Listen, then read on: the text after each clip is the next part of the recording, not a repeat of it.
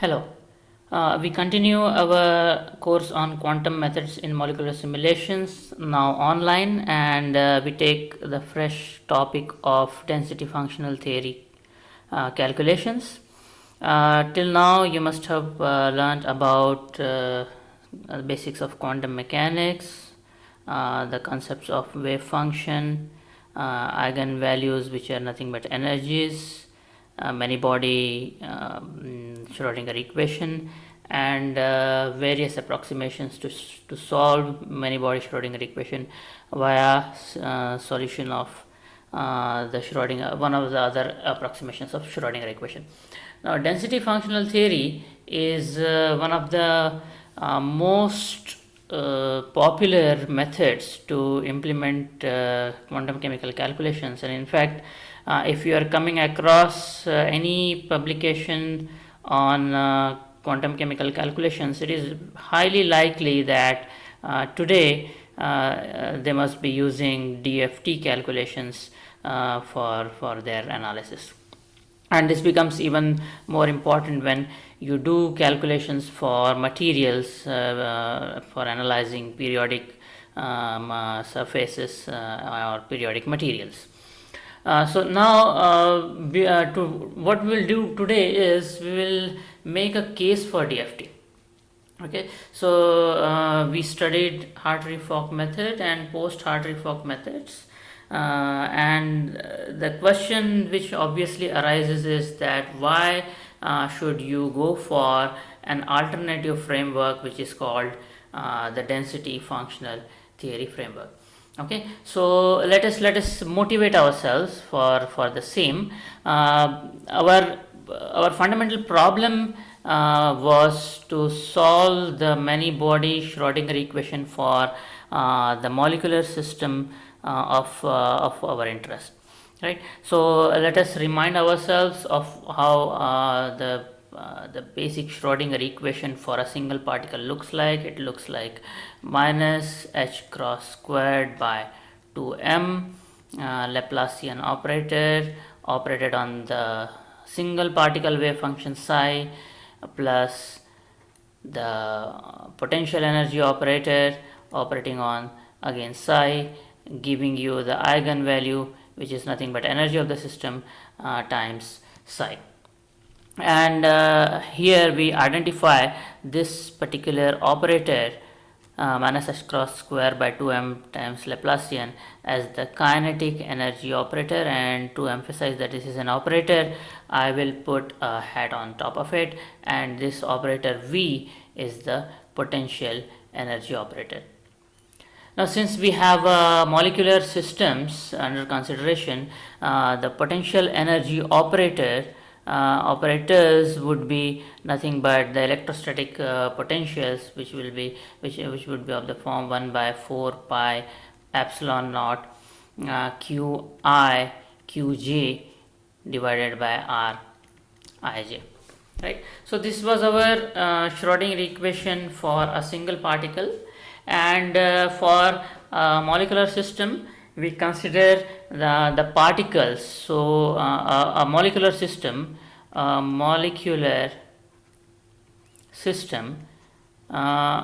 anything which is beyond hydrogen atom is a many body system for which Schrodinger equation cannot be solved analytically.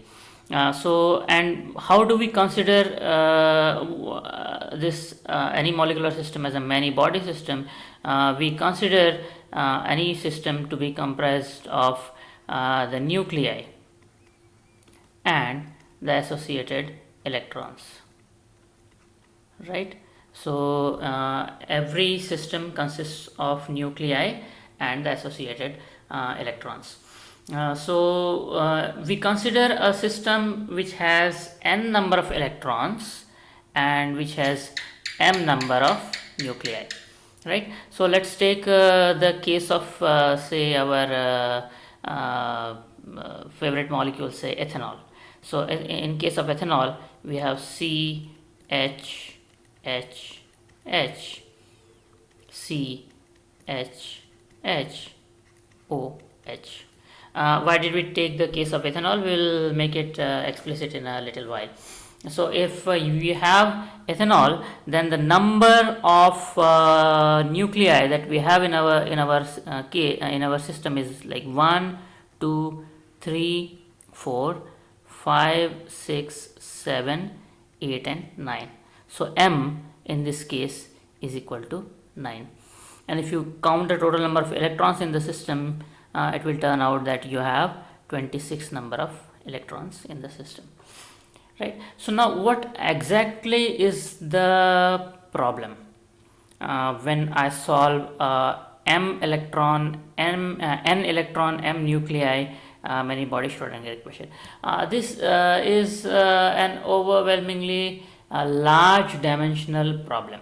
Okay, so let's try to see the explicit forms of this form of this Hamiltonian, and how does this Hamiltonian look like. This Hamiltonian looks like this: minus 1 over 2 summation I going from 1 to n Laplacian of I squared. And what is this? We know that this particular term is nothing but kinetic energy operator of electrons, right? Again, what is this term? This can be identified as kinetic energy operator of the nuclei. Okay, this is summation. So A goes from 1 to m, so it is the summation over all the nuclei. As I made a mention before, our system, the potential in our system mainly consists of the electrostatic potential.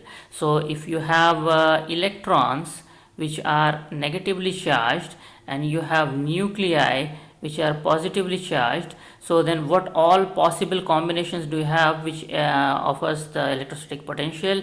You have electron repulsion potential, electron nucleus attraction potential, and nucleus repulsion potential, right?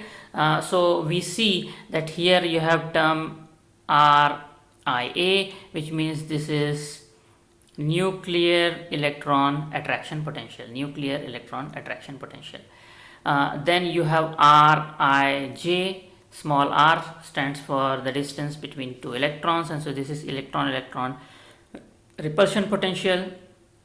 And similarly here Rab is the nucleus repulsion potential.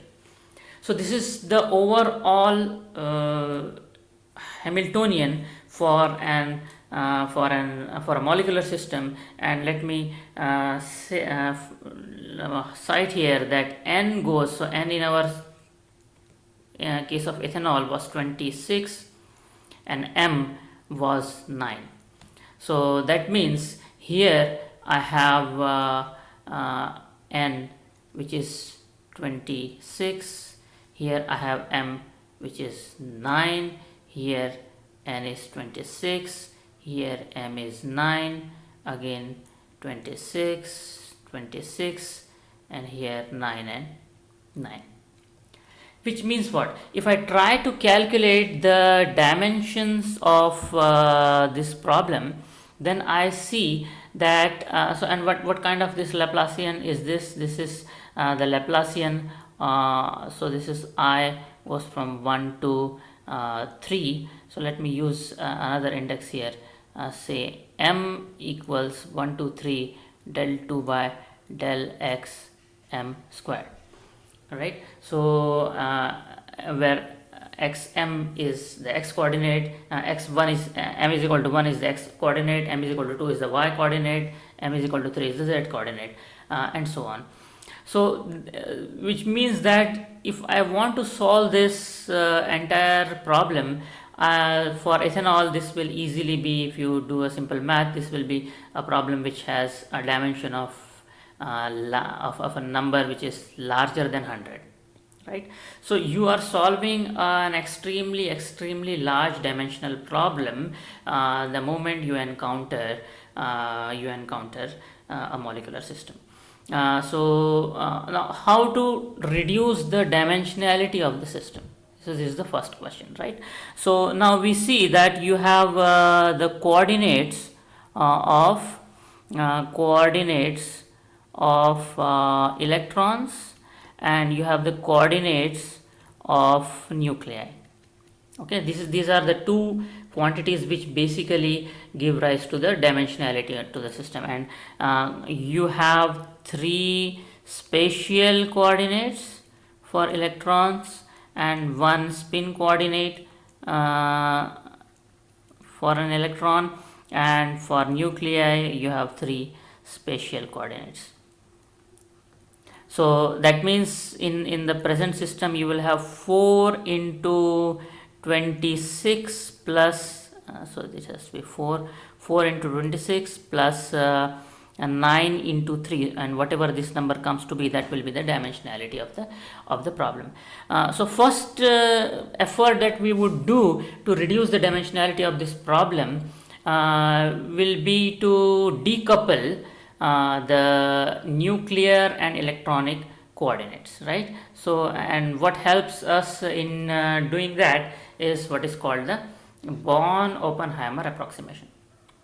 Okay, so what is the complete Hamiltonian of our system? So a complete Hamiltonian of our system consists of the kinetic energy operator of the nuclei, the kinetic energy operator of the electrons, the nuclear electron attraction potential, nuclear repulsion potential, and electron repulsion potential. So this is the overall or the complete Hamiltonian of the system. Now we quickly realize that this term T nuclear consists of only the nuclear terms, and this term V nuclear again consists only of the nuclear terms.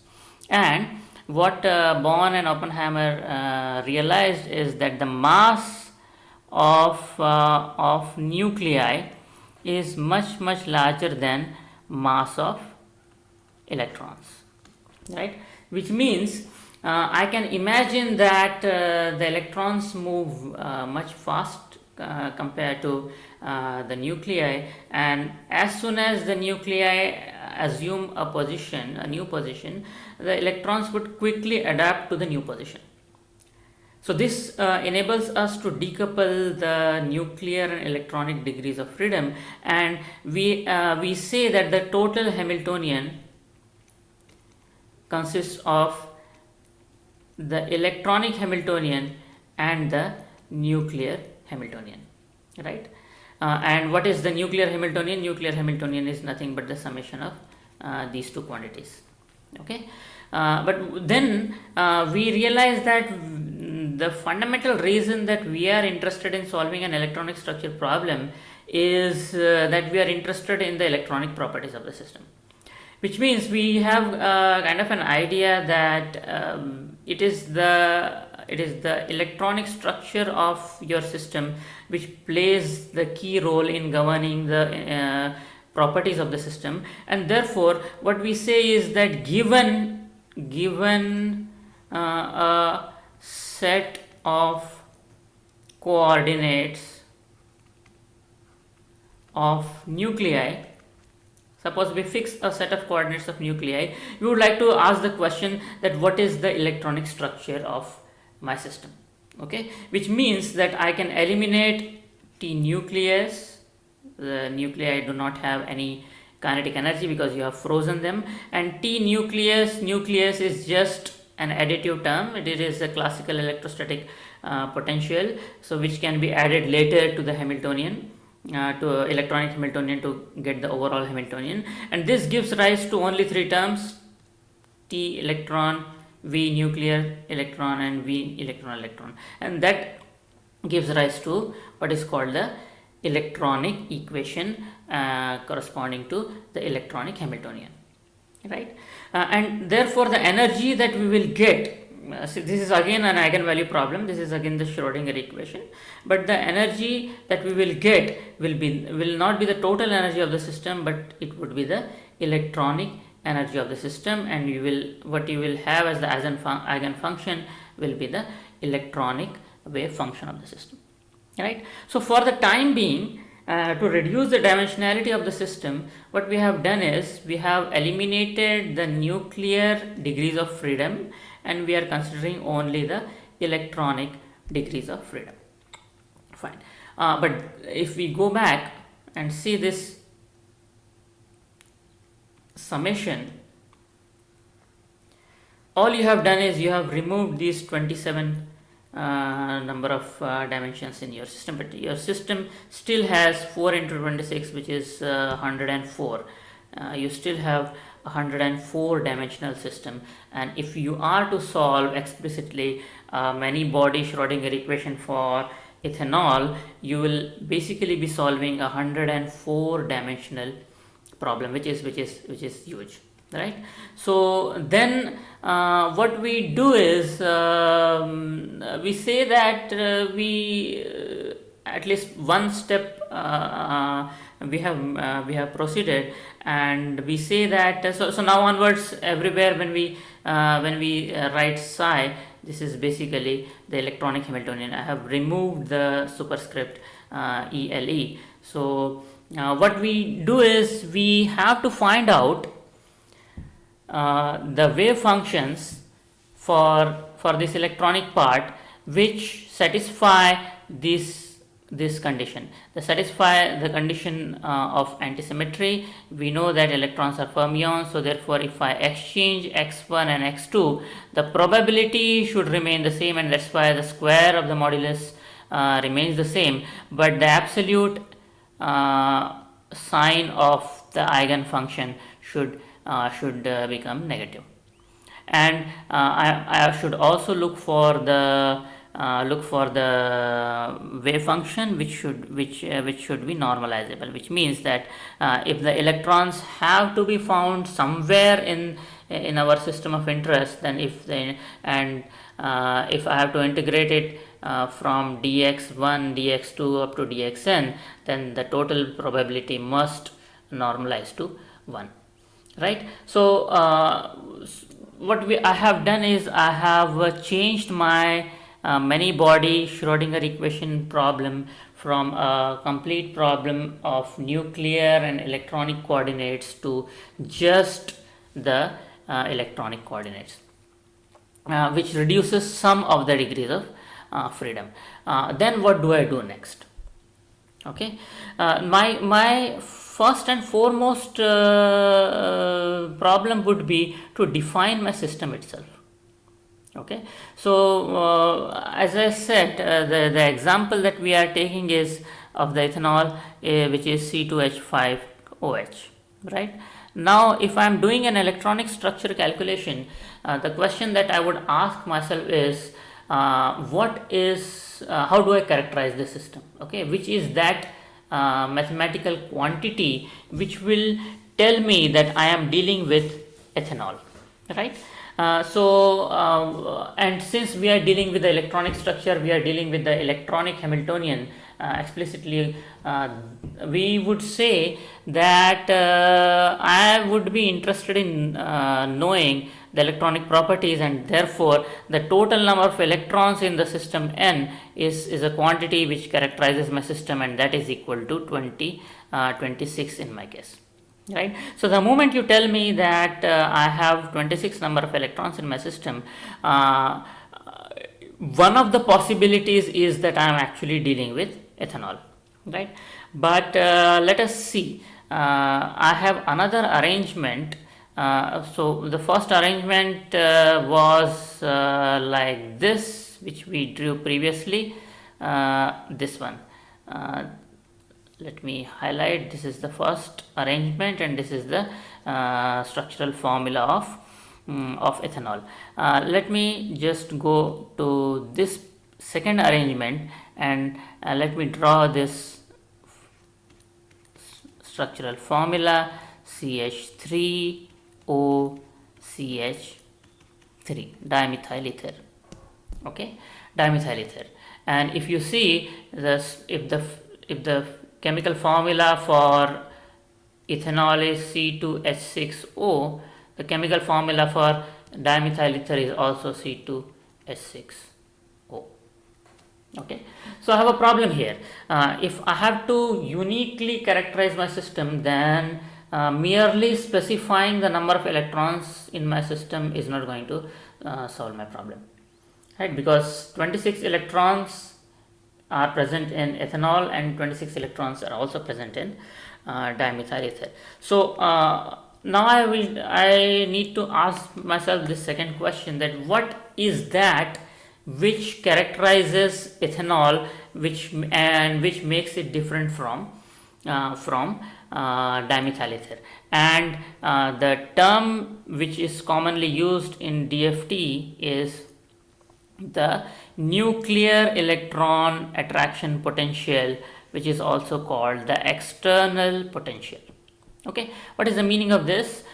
We know that oxygen here is going to offer an electrostatic potential, and it is going to have interactions with oxygen, with hydrogen, with carbon, and so on, pairwise, right?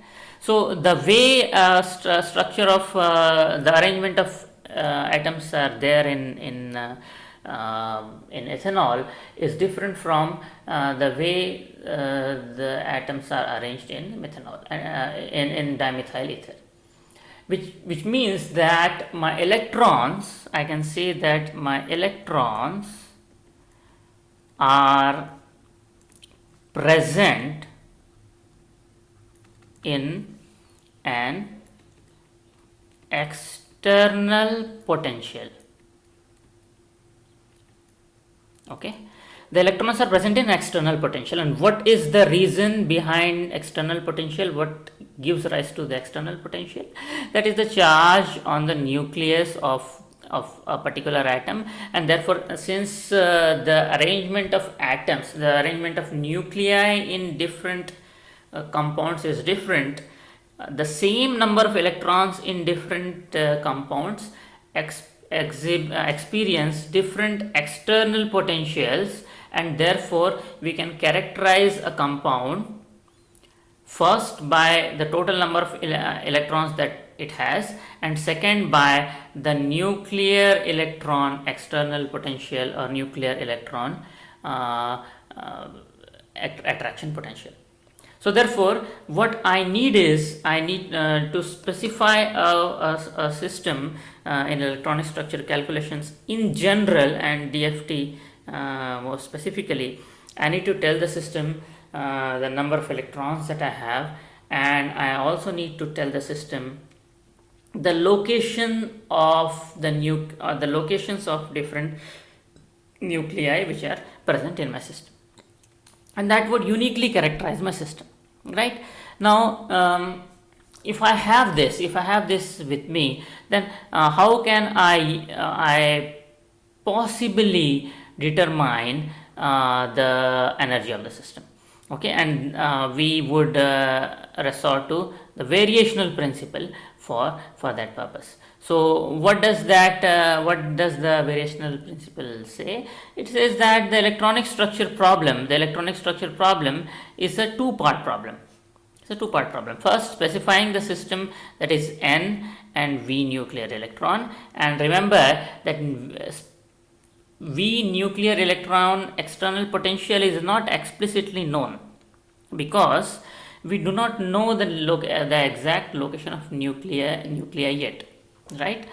Because to know the exact location of nuclei, we need to know the overall Hamiltonian, but we have made an approximation and we are solving only for the electronic part of the Hamiltonian. So therefore, at this point of time, we actually do not know what is the exact value for V external or V nuclear electron. But using mathematical tools of optimization, we actually will reach this exact form, which will come a little later. And the second part of the problem is identifying the electronic wave function and the electronic energy of the system. So what does the variational principle say? Well, it says that so how do I actually determine the ground state? So this is important, ground state wave function. Okay, I'm interested in I'm not interested in determining every the set of all possible eigenvalues and eigenfunctions of the system. I'm interested in determining the ground state wave function and the corresponding ground state energy. Right. So what does variational principle tell me? It says that if you have a random wave function, which we are calling it as psi test. Psi test is any wave. So what is psi test? Psi test is any wave function which describes the system, any wave function which describes the system, and by saying that which describes the system, I simply mean that it satisfies all the conditions which are imposed on a function which enables it to be a wave function. Right. So if I choose a random mathematical function and I find the expectation value, then I am going to get an energy. Obviously, it's we are solving an eigenvalue problem, so it's going to give us an eigenvalue, and that eigenvalue will be the corresponding energy, and we call that corresponding energy as E test. Okay, and what does the variational principle tell us? The variational principle tells us that this E test, this energy, will always be greater than the ground state energy. Okay, E test or any wave function which is quote unquote not the correct ground state wave function of the system will yield us the energy which is greater than the correct ground state energy. Now this means that now I have a recipe to determine the ground state energy of the system. What I will do, I will start with a test function and I will determine the eigenvalue that will give me the E test 1. Then what I will do, I will change the eigenfunction and I will have psi test 2 and I will determine E test 2. If E test 2 is less than E test 1, that means that's more likely to be the correct ground state wave function. Therefore, I will accept that new wave function and I will keep on doing this till I am exhausted with all the wave functions, and therefore I am in a position to identify a wave function which has given me the lowest energy. Right. So, so this is the variational principle in action, and every E test which I get, E test, is going to be a function of psi test. Right. You see here from this formula, E test comes from psi test. So but this psi test is a function of n, the total number of electrons, and the nuclear electron attraction potential, right? Which means that the electronic energy is, which is a function of psi test, is going to be a function of a function, right? And therefore we have used this symbol square bracket, which means that the electronic energy is a functional of the electronic wave function. So whether you use density functional theory or any wave function based method, we see that the energy of the system is basically a functional. Okay, and therefore it also makes sense to name the method as density functional theory, because your energy is essentially a functional. Of course, then we will see later that it's not expressed in terms of the wave function, rather it's expressed in terms of electron density. So electronic energy becomes a functional of the electron density. But in essence, we see that electronic energy is not a simple function, but it's a functional. So now, if I want to make a protocol, okay, to do any electronic structure calculation, so how do I do that? Well, I start with a wave function, right? This is psi, I start with psi test 1, and I solve this electronic structure problem, and I say that I have some way that is an abstract thing to say, but let's assume that I have some way to sample all possible wave functions, practically this is not possible, obviously, but say I have a way to sample all possible wave functions, then I will do that, and I will find out which is that wave function which gives me the lowest energy, and following the variational principle, my lowest energy, the wave function corresponding to my lowest energy will be the ground state wave function. So what is my protocol? Following the variational principle, the first thing that I will do is I will set up the system. And what is the meaning of setting up the system? Identifying n and identifying V external. I identify n, I identify V external. Then I sample a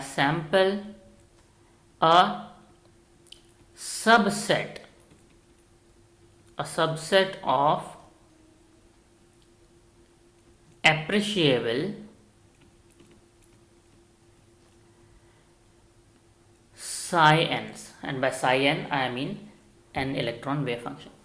Now, what is the meaning of I sample a subset? So obviously it is not possible to sample every single n electron wave function. So I say that I have identified a subset, and let's assume that I know that the minimum energy wave function will be one of the wave functions which is present in this particular subset. If I have some way to identify that, then I don't need to sample every possible member of this n electron wave function. I will sample only this subset. Then what I do is I get E test, which is equal to the expectation value, which comes from psi test electronic Hamiltonian psi test, and following the variational principle, I know that it has to be greater than the ground state, right? So therefore I keep on repeating this. I repeat the above steps and I do it till E0 is identified. Okay, obviously then there is one more step which comes in from geometry optimization. I change V external. This is a step of geometry optimization, and is a purely a mathematical step in which we use the principles of optimization as well as classical physics to change the nuclear coordinates. So we will not discuss that particular part, but this whole cycle goes like this, right? Now the question is, when I say that I have assumed that I have sampled not all possible n electron wave functions but a subset of them, what can be a good subset, okay, or what can be an appreciable subset to determine or to ensure that I am sampling out those which are guaranteed to give me the E minimum or E0, and that we know gives rise to the Hartree-Fock approximation. So since we know that the wave function has got probabilistic connotation to it, so it's very difficult to for anybody to come up with an abstract function which would describe the molecular system. But what one can do is one can have the form for the wave function of a single electron, right? And those functions are very well known. We have solved for hydrogen atom and such systems. So then we imagine that our system, which is made up of 9 nuclei and 26 electrons, is a system which is a summation of 26 systems, each having one electron and same external potential, right? So we imagine that I have a method, I have an analytical method to describe this one electron wave function, which is present in the same external potential as the other electrons, and I find out the wave functions of all these electrons. And one reasonable way to find the overall Hamiltonian overall wave function would be the product of individual single electron wave functions. Okay, so that would be chi1, chi1, chi2, chi-n, right?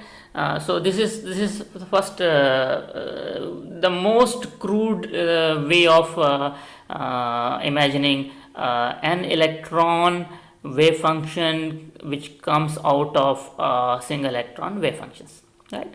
But then there is a problem, and the problem comes from the antisymmetry, that if you exchange, if it is a simple product, then if you exchange x2 with x1 and x1 with x2, then your wave function remains the same, because it's a simple product, and therefore you are basically not following the antisymmetry property of the wave function.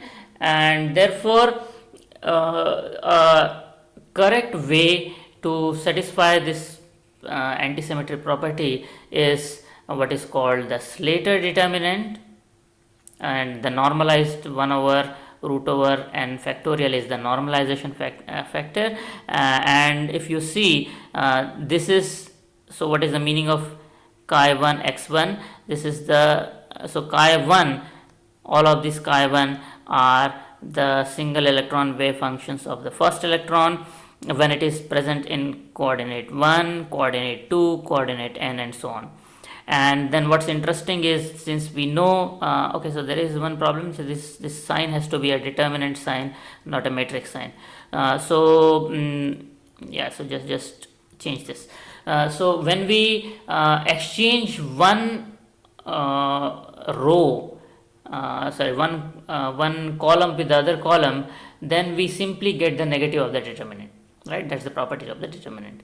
So now if I consider this particular determinant, which is called the Slater determinant, as the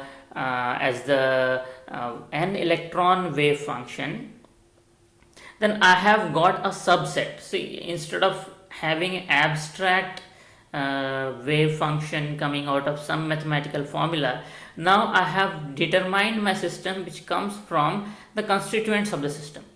So I have now a subset of the system, and that subset is something which is very likely to give me physically realizable properties of the system, right? And this also satisfies all the laws of quantum mechanics. So therefore this is called a single Slater determinant. And what we have, and it's important here to realize that these single electron wave functions chi I xi, they contain both the spatial as well as spin coordinates of electron, right? So now if we use this as the approximation, so till now we have not made any comment upon density functional theory, but it's important to realize that this will go as an input to the density functional theory. Okay, so it is important that we understand this particular concept very clearly. Without Hartree-Fock method, you cannot have density functional theory. Therefore, if we make this Slater determinant, then obviously what we are going to do is we are going to sample Now we have a subset of physically realizable, mathematical functions. So I will have the energy. Obviously this energy would be called the Hartree-Fock energy, and I will do a minimization of this n electron Slater determinants, okay, and that would obviously come as the expectation value of this Hamiltonian, right? But now what is important is that I have changed my system a little bit. I have fragmented my system into 26 such systems, such that I am in a position to determine the single electron wave function and so on, right? So therefore, what I say is that the Hartree-Fock energy, E Hartree-Fock, comprises of all of these terms, okay, 1 from 1 to n, and these terms. So let's try to first understand the meaning of all of these individual terms. The first set of terms, I equals 1 to n I h hat I, can be very easily seen to be the kinetic energy of electrons. So kinetic energy of electrons, all the electrons, okay, it is integrated over the entire space. And the second term is the electron nuclear attraction potential, right? So therefore, the first term is the kinetic energy of electrons. The second term is the electron nuclear attraction potential. So this goes in the Hamiltonian of the Hartree-Fock theory. But what we have additionally is these two terms, okay, summation I equals j to n, I equals 1 to n, summation j equals 1 to n, iijj and ijji, okay, and we must now understand the importance of this, okay. But before we go and understand the importance of these terms individually, which basically do not have classical analogues, these are purely quantum mechanical quantities, we can identify this entire operator, to be consisting of three terms: kinetic energy operator, nuclear electron repulsion potential. So this is the kinetic energy of electrons, this is nuclear electron attraction potential, and the third quantity, which was in which came as the last term, can be clubbed as what is called the Hartree-Fock potential, okay. So this is the Hartree-Fock potential, and let's see what we have left.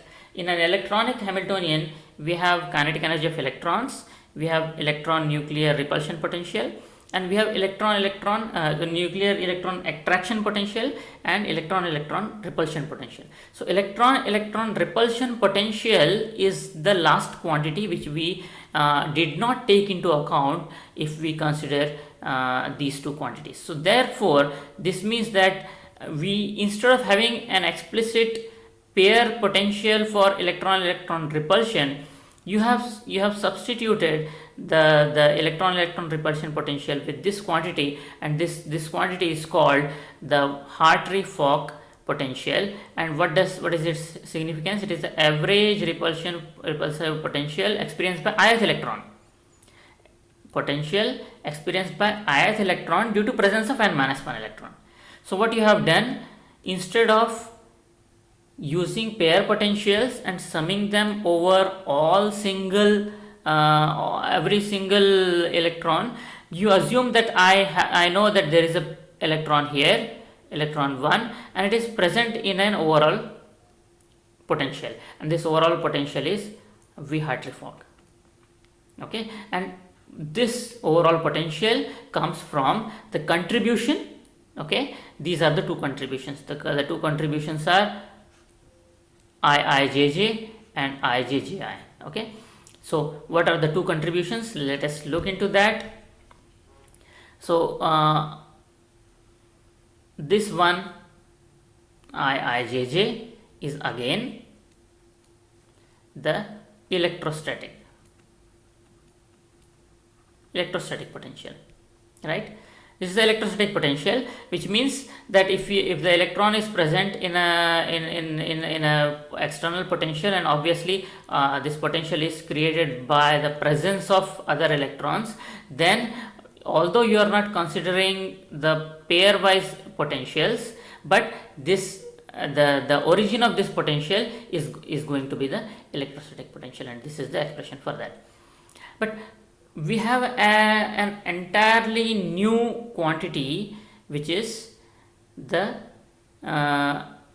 electron exchange. So this is called electron exchange, and this exchange potential is something which is accounted already in the Hartree-Fock theory. This is very important. There are two quantum mechanical effects one must know. First is exchange, and second is correlation. Okay, so the exchange potential or exchange energy is already taken into account by Hartree-Fock method, whose expression is given by this. But then we have a problem. The problem is that the electrons actually are not free to move. So if I see this particular model, it means that my electron is present here in this location, and it is not interacting directly with another electron. Rather, there is an average potential. So therefore, this is a system of non-interacting particles. But is that actually true? Is that realistic? The answer is that it is not true. The electrons do interact, and that changes the energy of the system. Okay, so now the question is, does the Hartree-Fock method take into account the electron correlation, and how do you define electron correlation? So the only way to define electron correlation is that you define the ground state energy, the true ground state energy, and you determine the Hartree-Fock energy. Okay, and since Hartree-Fock method does not take into account the electron correlation, you call this energy as E Hartree-Fock correlation. Okay, so correlation energy is the difference between these two, and now the problem is that if you use Hartree-Fock method, this energy, this ground state energy minus E energy Hartree-Fock, which is the correlation energy, is not extracted by your system, right? And this is merely due to the fact that you do not take into account the electron correlation. And then of course there is another point to think about, is what exactly is the nature of correlation. Okay, electron correlation. So electron correlation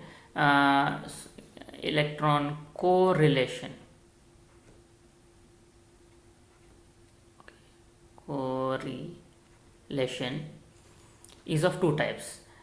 First is dynamic, and second is non-dynamic. Now, because electrons are moving in this mean field, it is quite possible that two electrons can come really very close. Okay, because you are having a mean field approximation, so which means that this electron is basically not seeing this electron in its individuality. So when this electron is moving around, it is possible that it comes very close to this electron, and therefore the total energy of the system goes up, because the two particles with the same charge are very close together. So this is called the dynamic correlation, which is a physical effect. Another effect is is purely a mathematical effect which is called non-dynamic correlation. It has got nothing to do with the physics of the system, but our inability to model the system and to do the calculation and to implement the mathematical algorithms properly. So it's quite possible that you are not actually sampling at all the correct wave function, or you are not employing correct optimization algorithms, and this actually can increase the system energy, and that is called the non-dynamic electron correlation, right? So let us see what have we achieved by this discussion, and what is the problem, and how do we encounter that, how do we counter that problem. So we saw that we can first level of reduction of dimensionality of the system is by employing by employing the Born-Oppenheimer approximation, and then applying purely mathematical techniques to determine the optimal location of the nuclear coordinates so that you get correct external potential. But still, if even then, if you are solving the electronic structure, only the electronic structure problem, you end up with a very large dimensional problem. So our first approximation is to go with the Hartree-Fock approximation, in which you start with a single Slater determinant. And what was the motivation of going for a Slater determinant? The motivation for going with the Slater determinant is that the wave function comes out of a single out of a collection of single electron wave functions, and therefore you have a very neat mean field theory which is extremely fast. So this is important to know, and by now you must also have realized this, that Hartree-Fock is fast. We don't have any issue with using Hartree-Fock to moderately large systems, because it's pretty fast, but it is not very accurate. And why is it not very accurate? Because it does not recover the correlation energy. That is the main problem. And therefore, now if I want to recover the correlation energy, what we do is we employ post Hartree-Fock methods, and then we know that post Hartree-Fock methods are superior. They give you the energy which are closer to ground state energy, so they are more accurate, but then they are really terrible in terms of time complexity, right? So now my question would be that, can I have a compromise, which means that I remain computationally cost effective, which means I should require time which is of the order of Hartree-Fock method, maybe a little more obviously, but not as large as post Hartree-Fock methods, but at the same time I am able to recover the correlation energy. And that's precisely the motivation behind the use of density functional theory methods. How is it actually possible to recover electron correlation energy yet be computationally relatively lesser expensive, is something which we will take in the following lectures. Thank you.